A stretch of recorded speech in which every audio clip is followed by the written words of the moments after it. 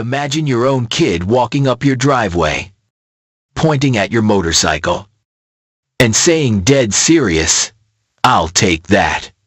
What would you do if your HOA nodded along like they had the keys to your garage that morning felt ordinary?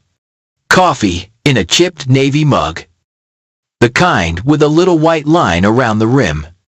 The oak out front threw slow shadows across the driveway, and the air had that warm, baked smell of late summer. I was thinking about trimming the hedges and maybe, if I finished early, taking the Harley for a long loop down by the river. Nothing epic, just Saturday being Saturday. Then a teenage boy, tall, stringy, maybe 16, walked up my driveway like it was a public sidewalk and stopped at the foot of the bike. He nodded at the chrome, then at me. "Mom said you'd give it to me."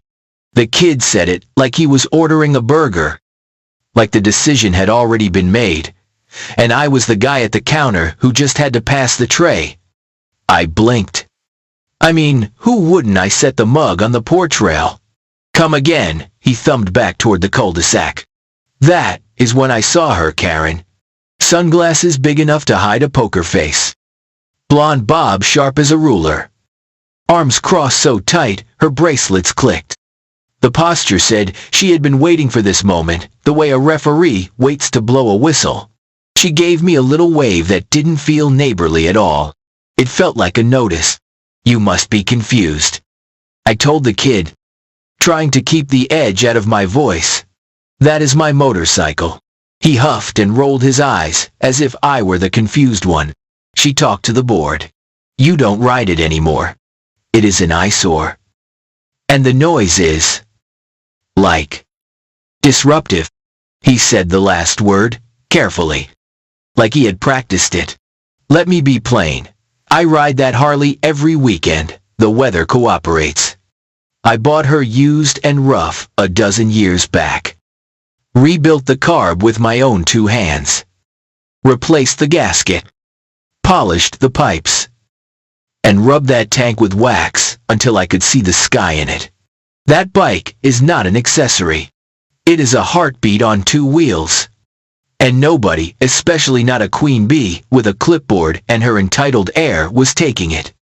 I walked down the steps, slow, like I was stepping into a conversation that needed a thermostat. "Hey, Karen," I said, meeting her at the edge of my grass.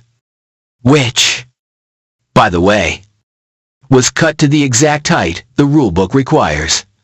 "What is this?" She did not even blink. "The motorcycle is an eyesore," she said, as if reading off a form. "The board has discussed it. You rarely ride it. It attracts unwanted attention." She glanced toward her son. "We all want what is best for the neighborhood." I suggested a solution. "By solution," I said, "you mean a gift to your kid?" "Exactly," she said, as if I had solved a riddle. "He is turning 17 next month. It would be perfect. You can write it off as a donation." I laughed. Could not help it. "You have lost your mind." Her mouth tightened into a thin white line. "If you are going to be difficult, we can escalate." At the time, I figured escalate meant another shiny letter about yard waste or paint chips. I was wrong. I took the bike out later that afternoon. Because, well, it is mine, and the day was waiting. The sun was a warm coin on my shoulders. The back roads were empty, except for a couple of lazy pickup trucks and an old dog that looked both ways before crossing like a responsible citizen. The engine purred deep and steady. That low song only other riders truly hear. I kept it easy through the neighborhood. Because I am not trying to be that guy. Out past the last stop sign and the fields. I opened her up just a little and let the wind clear out the week. Then I came home, rolled to a stop, and cut the ignition with a satisfied click. Sirens. Two cruisers turned into the driveway fast enough to make the gravel spit. A blue wash of light flickered across the front windows like a broken aquarium. "Sir," the officer called. One hand on the door. "Step away from the motorcycle." I looked around for a hidden camera. "Excuse me, step away from the vehicle now," the second officer said. Palm up. Cautious but firm. I did not want trouble. I took 2 steps back. Slow. Hands open. "Officers, is something wrong? We received a report of stolen property," the first one said, flipping open a small notebook. "A local resident claims you are unlawfully holding a motorcycle that belongs to her minor son. You could have knocked me over with a feather." "That is my bike," I said, feeling my heartbeat climb the rungs one at a time. "The title and registration are inside. Top drawer of the hall table." Karen appeared on cue. Like a stage actor who never misses her mark. She marched across the street with her son clomping behind and pointed at my Harley as though it had personally insulted her. "There," she barked. "He promised to give it to my son. Then he reneged. That is fraud. That is theft." "Ma'am," the officer said, "we will verify ownership." He looked at me again. "Sir, we will retrieve the documents with your permission." "Go ahead," I said. Hall table. Manila folder marked title. They went inside, one officer with me. One staying outside with Karen, who had switched to a smirk that could slice bread. "You could have just done the right thing," she murmured to me over the threshold. "Now the whole neighborhood will see who you really are." I stared at the ceiling, because if I looked at her, I might say something I could not unsay.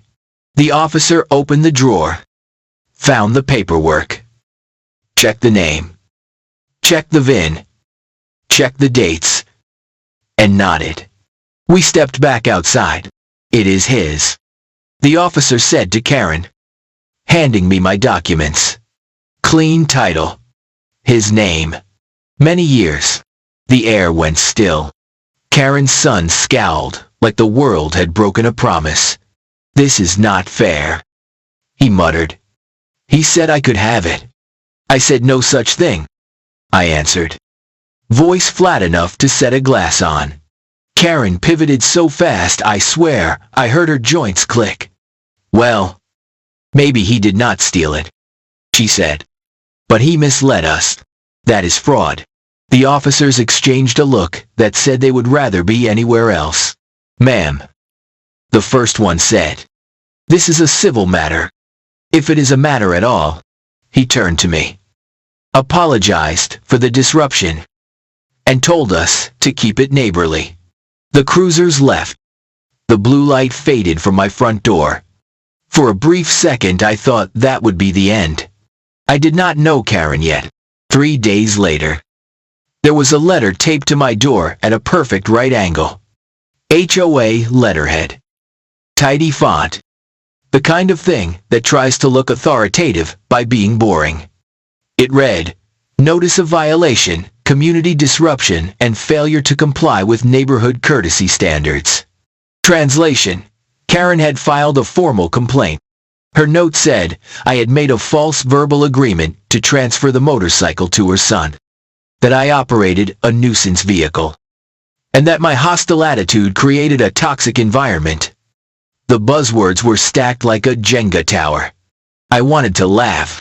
I also wanted to yell. What I did was sit at my kitchen table, press my palms to the wood, and breathe until my shoulders dropped. This was not about noise. Not really. This was a person trying to weaponize a neighborhood board to pry loose something she wanted. So I called Mark, old friend. Steady voice. Did community outreach with me through the veterans group.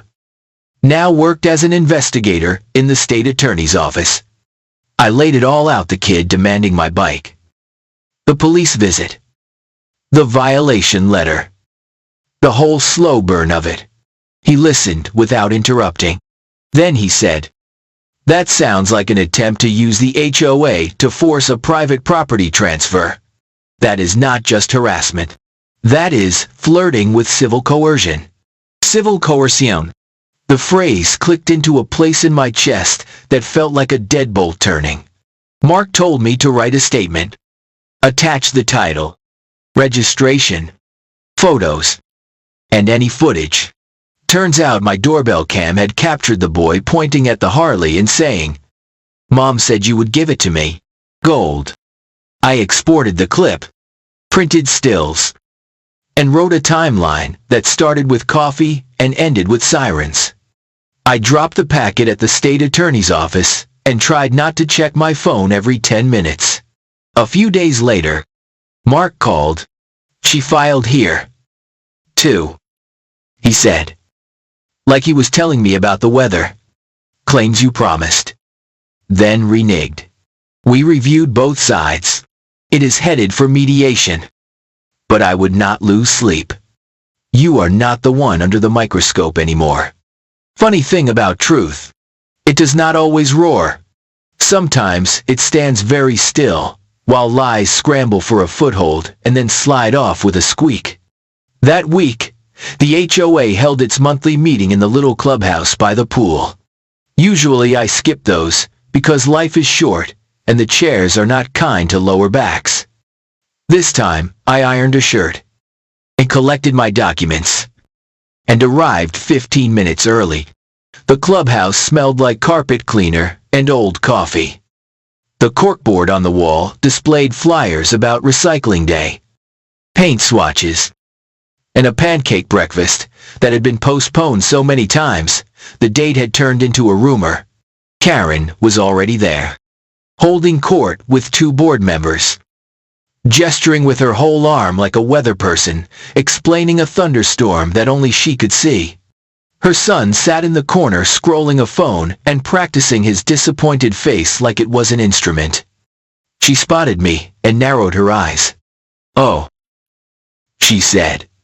"You decided to show. Would not miss it," I told her, and sat in a chair under the one working ceiling fan. Bill, the HOA president, is a quiet man who always looks like he's thinking about fishing. He brought the meeting to order with a polite tap of the little wooden gavel. "New business?" he asked, like he hoped there was none. Karen's hand shot up so fast her bracelet chimed. "I would like to request formal action against Mr. Owens," she said. "Failure to fulfill a verbal commitment, intentional community disturbance, and inappropriate conduct toward myself and my son." Bill adjusted his glasses. "You are referring to the situation with the motorcycle, yes?" she said. And then she took off like a runaway shopping cart. She painted a picture in which I had promised a gift to her son, rescinded it, and then terrorized the cul-de-sac with engine noise and kind. Oddly, my visible disregard for aesthetic harmony. She hinted at concerns about his mental state, which made a couple of neighbors shift in their seats. She used the word toxic twice and unsafe once. The performance went on long enough for the coffee in the back to grow a skin. When she finally paused for breath, Bill nodded slowly. "Mr. Owens, would you like to respond?" I stood. I spoke slow because slow sticks. "First, I never promised anything to your child. My doorbell camera shows him on my property saying, and I quote, 'Mom said you would give it to me.' Second, here is the title and registration, in my name, for over a dozen years. Third, the police were called. They verified the bike was mine. Fourth, your notice accuses me of creating a toxic environment. If presenting proof of ownership is toxic, then I guess I am a hazard." I slid copies across the table like cards. Also, the state attorney's office has acknowledged receiving a complaint and has not found a basis for criminal action against me. If anything, They have concerns about misuse of process. The board members leaned in. Bill's eyebrows climbed a fraction of an inch. The treasurer, a woman with a careful bun and careful eyes, compared a photo of the VIN to a number on the title and nodded. We were not aware of these details. Bill said quietly. There is more, I said, and handed over a notarized statement cataloging a pattern of complaint, abuse, paint colors rejected, and then approved for other houses. Notices taped to doors outside the allowed time window, and a series of emails to other neighbors that, well, let us call them manipulative. The room changed temperature. Not much. Just a notch. People who had been looking at their phones looked up. People who had been leaning back leaned forward. Bill cleared his throat. We will need time to review these materials, he said. But on the face of it, this suggests misuse of our complaint process. We take that seriously. Karen tried to speak, but Bill raised a palm like a school crossing guard. You have had your say, he told her. Now, please sit. She did not sit.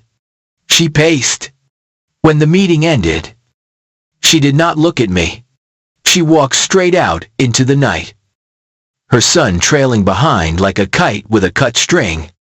I wish I could tell you that was the last flare of drama. But that is not how this kind of fire burns. 3 days later, I received a letter from a law firm with a name that sounded like an expensive cologne. It was a real firm. Though, I would later learn, Karen's cousin worked reception there, and probably scooped a template off the office printer. The letter said I had emotionally misled a minor, caused mental distress, and should surrender the motorcycle as restitution to avoid civil action. It would have been funny if it were not signed in actual ink. I called Mark and read it to him. He snorted. She is bluffing, he said. If she pushes this into court after the board has been warned about misuse and after the police have confirmed your title, she is opening a door she really does not want to open. We drafted a response. Calm, precise, evidence attached. We added a counter notice if the harassment continued. We would consider a civil claim for abuse of process. I sent it through an attorney I know from the veterans group. A man who speaks softly and files things on time. Then the strangest thing happened. Silence. No letters taped to my door at precise right angles. No police cars idling at the curb. No smug wave from across the street. You ever watch a balloon deflate slow enough to look like it is melting? That. But the neighborhood was awake now. Folks I had nodded to for years at the mailbox began stopping to talk. A retired teacher told me Karen had rejected her rose bushes because the color felt aggressive. A young couple said their welcome mat was too cheeky and had to be removed. Someone else had a service dog that Karen tried to classify as a comfort animal to restrict access to the pool. There is people who will quietly take a lot until somebody else says, loud enough. Hold on. At the next meeting, a petition slid onto the table like a plate. It had more signatures than I expected. It asked for Karen's removal from the board for harassment and misuse of authority. She did not show. She did not submit a letter. She did not dial in. The vote happened fast. The result was not close. Karen was out. You would think the story ends right there. Clean as a clipped coupon. But stories with HOAs, they have a way of curling at the edges. The board appointed an interim member, a quiet guy named Gerald who wears loafers without socks. Bill asked me, privately, if I wanted to join a working group to review the complaint system. We have let it run on autopilot, he said. We need guardrails. I agreed. Because saying yes felt like locking the gate Karen had swung wide open. We sat around a folding table in the clubhouse with a stack of past notices, a binder of rules thicker than a deli sandwich, and a pot of coffee that tasted exactly like the pot from the last meeting. We found patterns complaints filed outside the permissible window, but still acted upon. Emails sent from personal accounts to imply official force. And language in the rules that sounded precise until you tried to measure it. Aesthetically pleasing. Congruent with community values. Harmonizes with existing palette. It is a short walk from those phrases to favoritism. We proposed changes. We defined timelines. We wrote plain language so that you did not need a law degree or a Ouija board to understand what the rules meant. We created an appeals path that did not go straight back to the person who had filed the complaint in the first place. The board voted the package in. It was not dramatic, but it felt like setting a crooked picture frame straight. Meanwhile, the Harley kept sitting under the oak like a sunbather. I rode on weekends. I waved at neighbors. People waved back. The sky did not fall. The cul-de-sac did not turn into a biker rally. The soundtrack of the neighborhood remained sprinklers, distant lawnmowers, and kids inventing rules for games as they played them.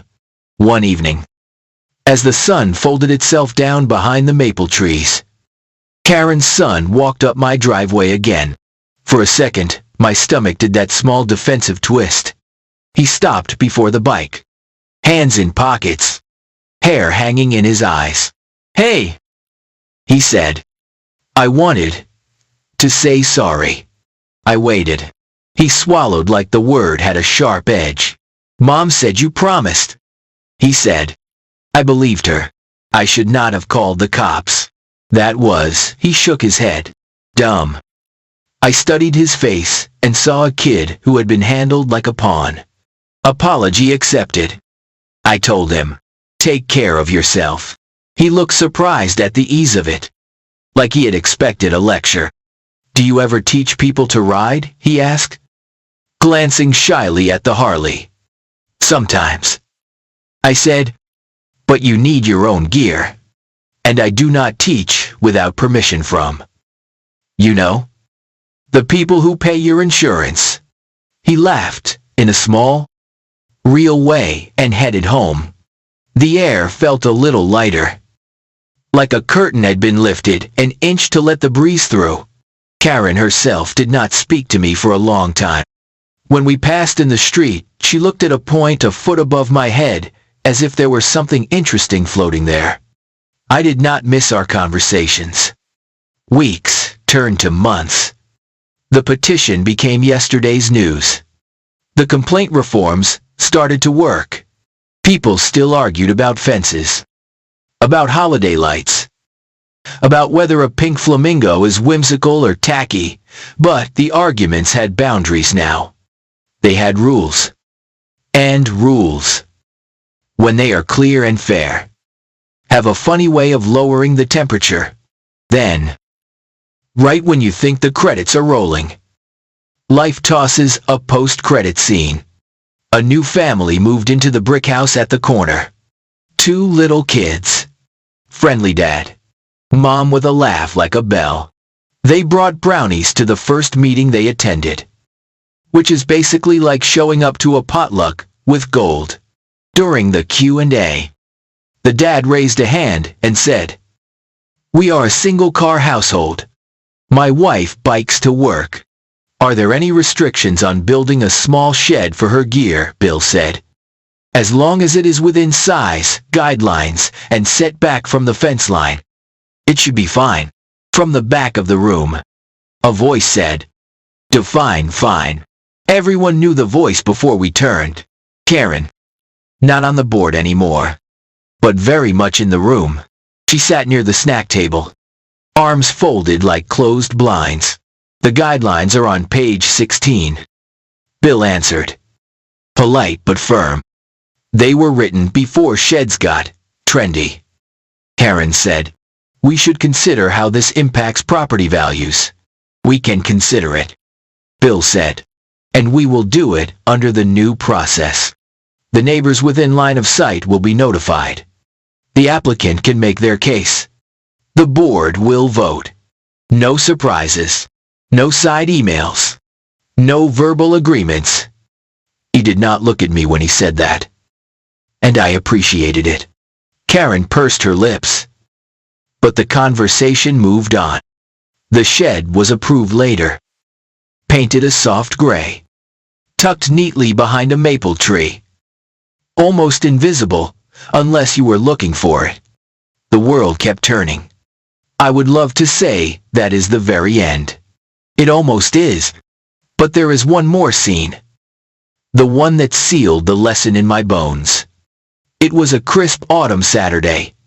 The kind where the air snaps a little when you breathe, and the sky goes that reckless blue that makes you want to be outside, no matter what your to-do list says. I took the Harley out for a long loop river. Bridge. County Road. The whole little pilgrimage. And when I came back, there was a woman waiting by my mailbox. Not Karen. A neighbor from 3 doors down. We had waved for years. Traded small talk about weather and trash pickup. But had never, talked. She said, "Can I tell you something?" And when I nodded, she told me about the time Karen had tried to tell her that her wind chimes were illegal. About the time a notice appeared with a fine that was bigger than her grocery budget. About the night she had cried on the kitchen floor because she had lost her husband in the spring and the chimes were his. And she felt like everything was being taken from her in little legal-sounding pieces. She said, "I thought I had to just accept it." Then she wiped her eyes and laughed. Turns out, I could have pushed back. I just did not know how. We stood there a while. 2 people in a quiet street that looked like a postcard to anybody who did not live there. And we breathed the same cold air and let the silence say what words could not quite carry. If you are waiting for me to say I became president of the HOA, nah, I am not that guy. I am the guy who sits near the fan and reads the packet and shows up when it matters. I am the guy who keeps copies. I am the guy who rides a motorcycle on weekends and nods at kids on scooters.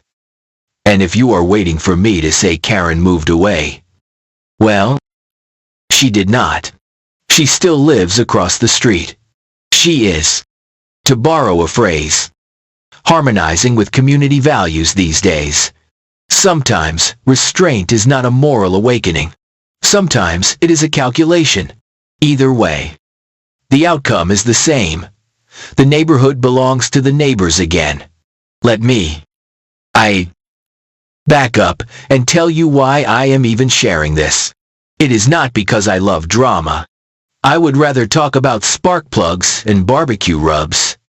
I am telling it because there is a specific way authority gets misused in little places.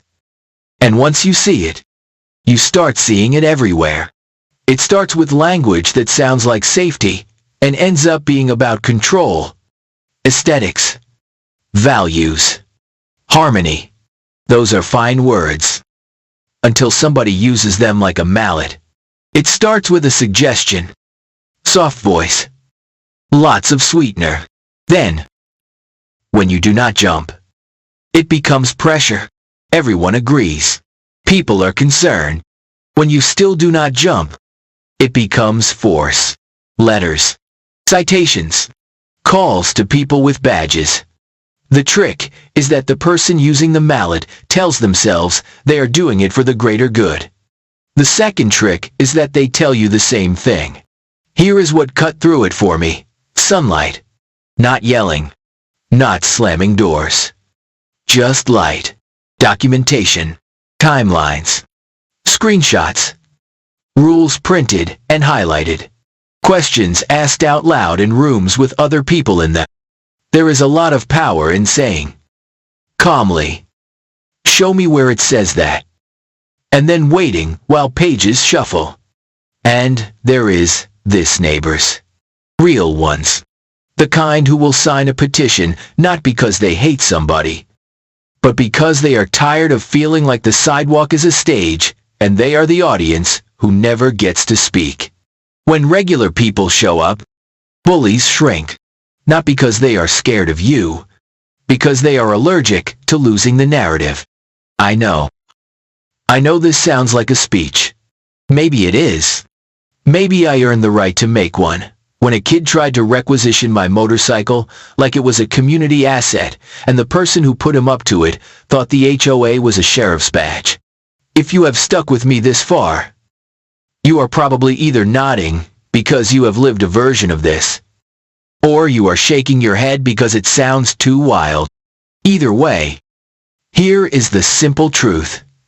Most people are reasonable when you treat them like neighbors.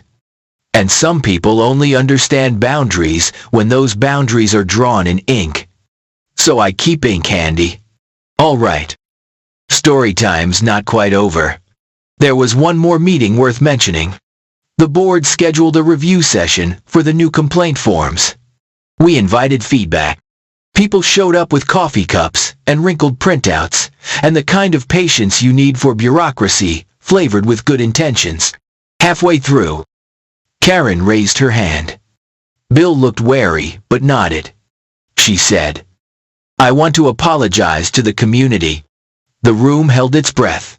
You could hear the refrigerator hum. "I let things get personal," she said. Each word like a suitcase she did not want to carry. I thought I was protecting property values. I was not. I was. She glanced at her son, who was leaning against the back wall, pretending he was not listening. I was wrong. A murmur moved through the chairs. Not applause. Not a choir of angels. Just the sound of people deciding what to do with the moment. Bill said, "Thank you," and moved on to the next agenda item. In its own way, that was more powerful than a big speech. It said, "We heard you. We are not going to make a statue about it. We are going to get back to work." After the meeting, as folks gathered their things, Karen walked over and stopped a respectful distance away. "I know you do not want to talk," she said. "I do not mind listening," I answered. She stared at the floor. "When my husband left," she said, voice thin as fishing line, "I felt like everything was sliding. The HOA was the one thing I could hold on to and make behave." She looked up, eyes sharp again, but not unkind. "That does not excuse anything. I am just telling you the recipe." I nodded. "Understanding is not the same as agreement," I said. "But I hear you." She left it there. I left it there. Sometimes, mercy is just choosing not to add an extra paragraph when the point has already been made. Okay. Let us zoom in on the practical stuff. 'Cause people ask me this all the time. How did you keep your cool? How did you not lose the bike? How did you deal with the HOA without ending up on the 6 o'clock news? Here is my not legal advice checklist. The one I wish somebody had handed me years back. 1. Document everything. Conversations get fuzzy. Paper stays sharp. When the kid said the thing on my porch, I did not know the doorbell camera would become Exhibit A. But there it was. Save emails. Screenshot texts. Write dates.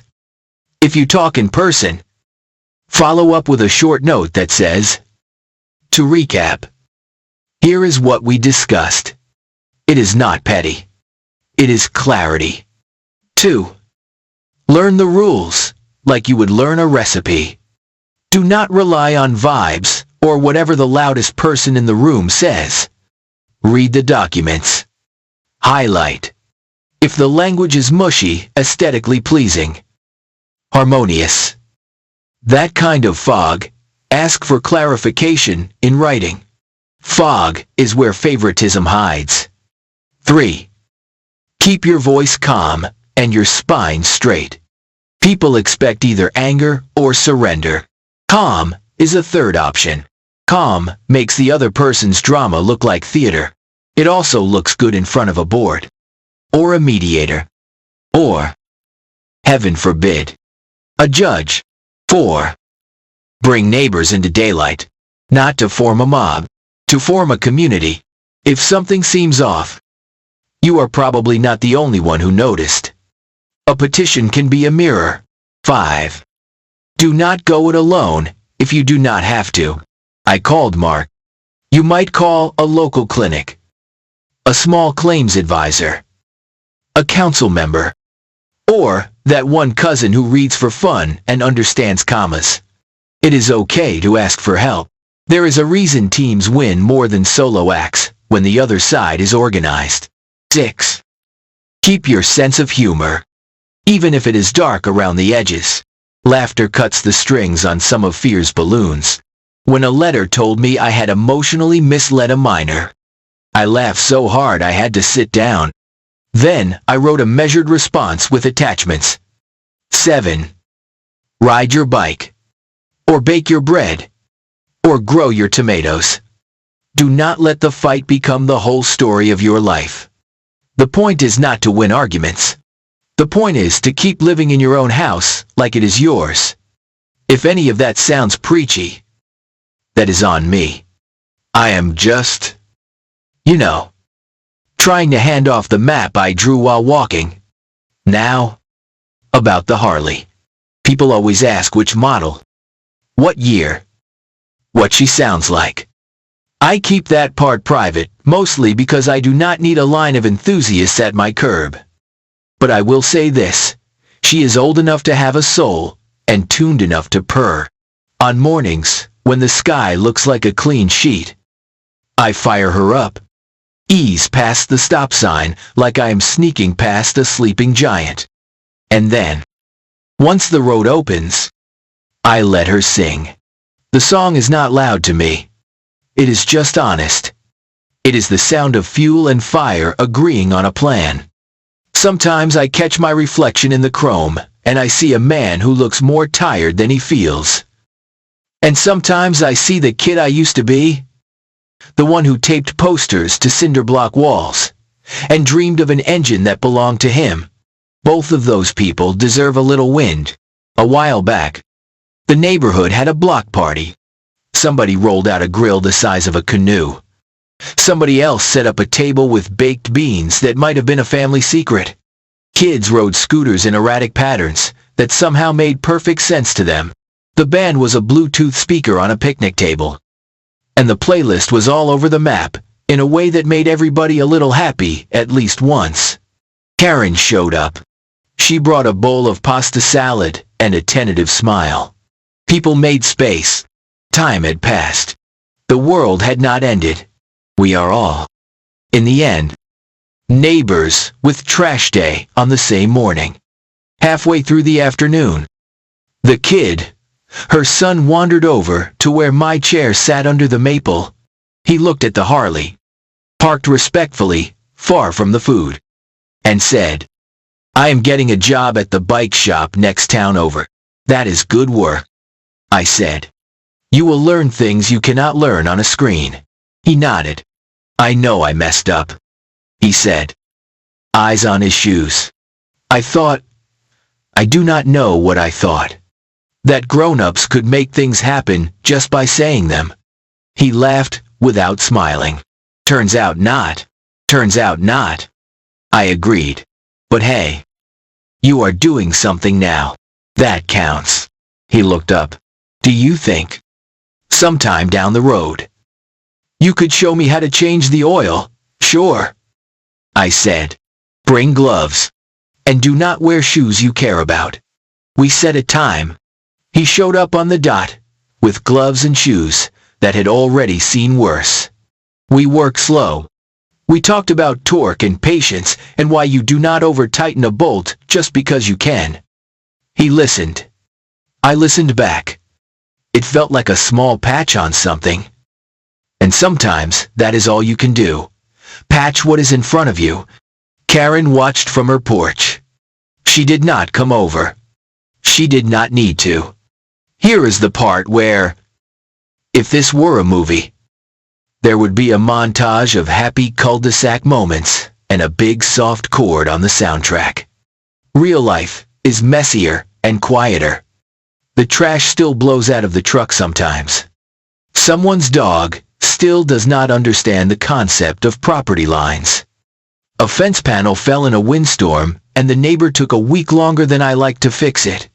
And yet, the air feels different now. The board has guardrails. The complaints have a lane. The loudest person does not determine the weather. Maybe that is the win, not fireworks. Just a thermostat set a few degrees closer to reasonable.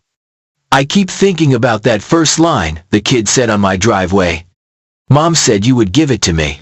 There is a whole philosophy packed into that sentence. That is how power gets taught sometimes. Not by lectures. By example. By watching someone step over a line and not get checked. By learning that if you say it confidently enough, someone will hand you the thing. I did not hand him the thing. I handed him a wrench later, which is different. And the HOA, it is a clipboard, not a crown. That is the line I keep coming back to when folks send me messages about their own situations. A clipboard is useful. It keeps papers flat and gives you something to hold when you are speaking. But it does not make you king. The moment a clipboard tries to become a crown, the rest of us have to remember, we all own a little piece of the kingdom. We are the ones who say, gently but firmly, nope, not how this goes. So, if you are in a spot like I was, if somebody is telling you that your mailbox color, or your rosebush, or your motorcycle belongs to the community in some way that mostly benefits them, take a breath. Gather your papers. Learn the rules. Show up with neighbors. Speak calmly. Keep receipts. Ride your bike. Or bake your bread. Or water your tomatoes. Live. Because here is the truth. I learned the loud way bullies grow when nobody else stands up. But the second you bring light, the act crumbles. The second you put a boundary in ink, the performance runs out of lines. You do not have to become a crusader. You can just be the person who says, show me where it says that, and waits. You can be the person who signs a petition. You can be the person who sits under the fan and reads the packet. You can be the person who tells a kid, later, that there is more honor in learning a gasket than in grabbing a gift. And if all else fails, if the letters keep coming, if the sirens show up, if the law firm with the cologne name sends you a packet, remember, you are allowed to get help. You are allowed to say, no, thank you, in a voice that carries. You are allowed to have a motorcycle in your own driveway, under your own oak tree. So long as the rules say you can. And if the rules do not say it clearly, you are allowed to ask them to try again in English. So tell me, what would you have done? Anyone else had a HOA try to take what is yours and call it for the community? Drop your story in the comments. I read them. And if you want more wild HOA showdowns, stick around. There is always another Karen somewhere, trying to turn a neighborhood into her kingdom.